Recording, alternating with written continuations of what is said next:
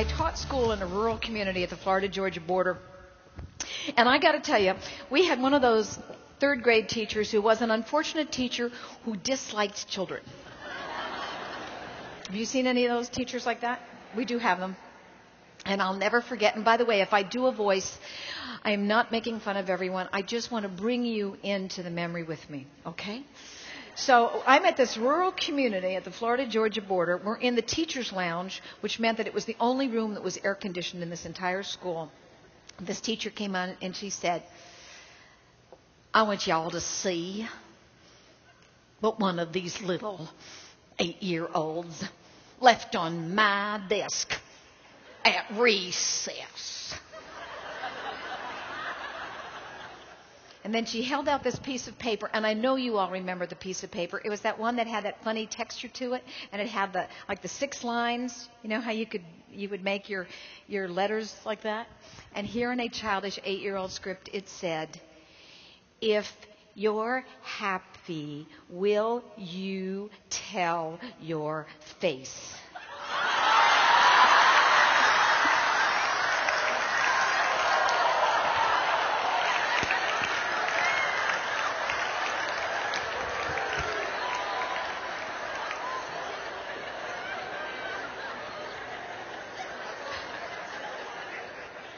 So let me hold up a mirror to you.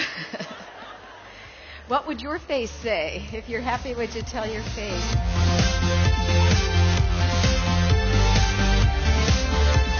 Let's talk about then this notion of radical resilience. Let me define it for you. First off, this is what it is not. How many of you remember that character? Okay.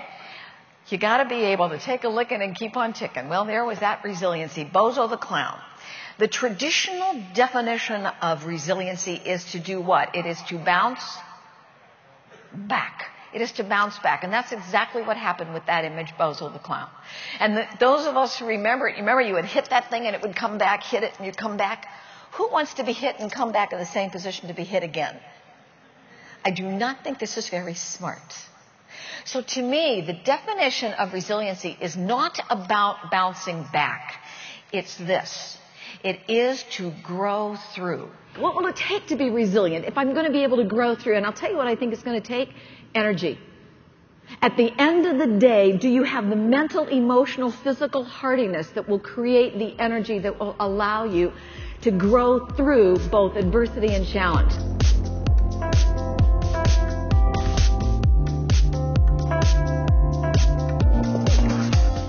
We suffer from something called SAD. Situational Attention Deficit Disorder. Now, I hope you notice, by the way, the pronoun that I'm using is we. I do not come to you as a voice of wisdom today. I come to you as a fellow pilgrim on this journey that we call life. And sometimes I think I understand this well. And other times, quite frankly, I stink. And my husband says, Eileen, read your book. So as I'm talking out loud to you, I'm talking out loud to myself. And so when I think of this suffering, this ailment called SAD, I'm going to describe some of the symptoms. And so that I don't feel like I'm alone, if you experience these symptoms, would you please say, oh yeah. Can you do it? Oh, yeah. All right. So here's some of the symptoms. You walk into a room. You stand there and you think, I came in here for a reason. Good. Got it. All right, here's another one. You look down at your PDA, your day timer, wherever it is that you keep appointments, and it says, John Jones, 10 o'clock. And you're thinking, I have no clue who he is. All right, now here's one of my favorite ones. In your wonderful, proficient, productive best, you make a phone call. And while the phone is ringing, you decide you're also going to answer email. You're ahead of me. You're right. So that by the time the person on the phone says hello, you forgot who you called. Right? Your brain went out your nose. That's a pretty sight, isn't it? But you know what? This is multitasking at its absolute worst, and we do it all the time.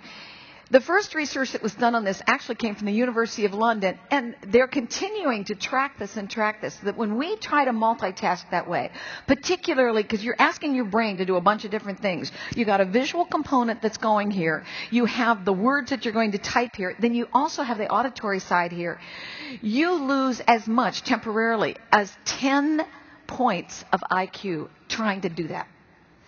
That is as much as if you had sat there and smoked a joint. So the next time you feel tempted to do this, just pretend, go, I'm not going to do this.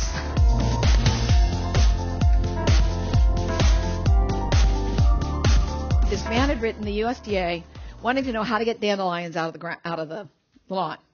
And they wrote him back. And there was this whole series of correspondence because nothing worked. And finally, on the guy's last letter, he said, I've tried everything. I can't get rid of the dandelions. Some very probably low-level but brilliant clerk wrote on the letter, then we suggest you love them. How many of you remember the Apollo 13? All right. Would you not say that was a series of risk after risk after risk and failures and failures and failures? Do you remember that?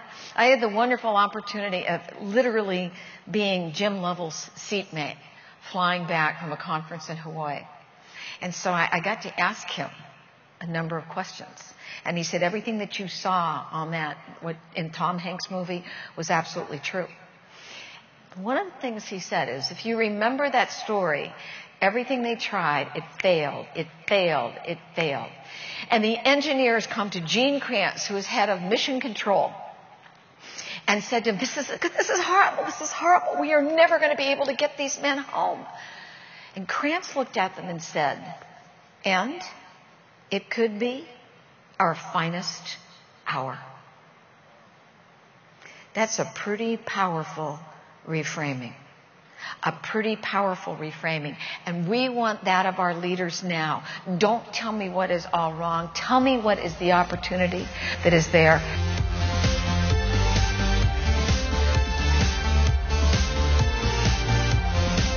Let's talk about passion for a minute. You've heard this word used a number of times while we're here today. And when we think about passion, what organ of the body do you think of? The heart. Here's the heart. This heart is an amazing pump. There are 60,000 miles of veins, capillaries, and arteries in our heart. 60,000 miles. That is 20 round trips across the United States. And one of the things that we're seeing in the research that we're knowing about the heart is that the heart has an extraordinary energy field. Do you know it is 5,000 times the energy field of the brain? 10 feet away, I can measure the energy of a heart. And when we think about being remarkable, when we think about getting people who will help us as mentors, people in a network, you know what they respond to? Heart energy. Have you ever gone into a room and the energy is negative? You can feel it? You go, whoa, something's happening here. Don't know what, but I'm backing out. Didn't come from the brain. Came from the heart. It came from the heart. And the reason I think the heart is so important is we think with the heart. It is our intuition. And intuition is becoming more and more valuable in the marketplace.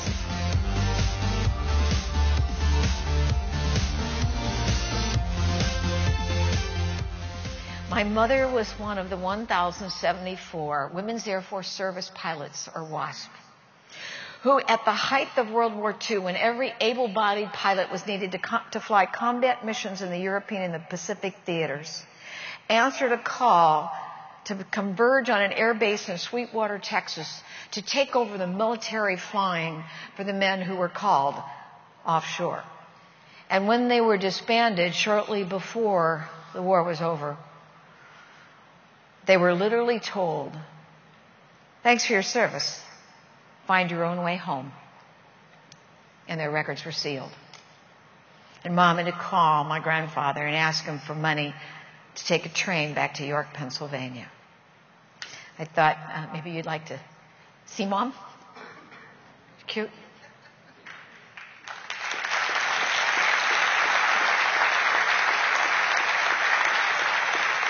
You know, it is a story that was only started really being told 2 years ago when they were given the Congressional Gold Medal. And my sister and brother and I got to go back on behalf of Mom to D.C. and receive it. Let me tell you, though, why I told you that story.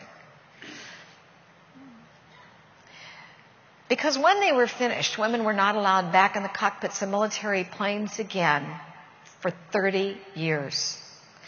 They thought that what they did didn't matter. But here's the deal.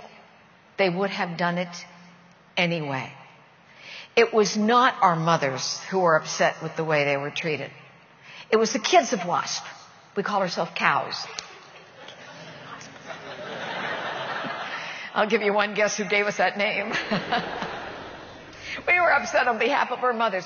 They would have done it anyway. And I realize now in retrospect, they did it because they knew what they stood for and they knew what they standed on. I would contend that they were radically resilient, but they did it because they knew why they did it.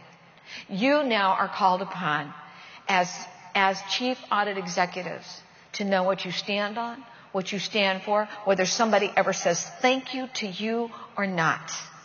Because it is absolutely needed. And if you can be clear on that, I will guarantee you, you will be able to take a licking and keep on ticking.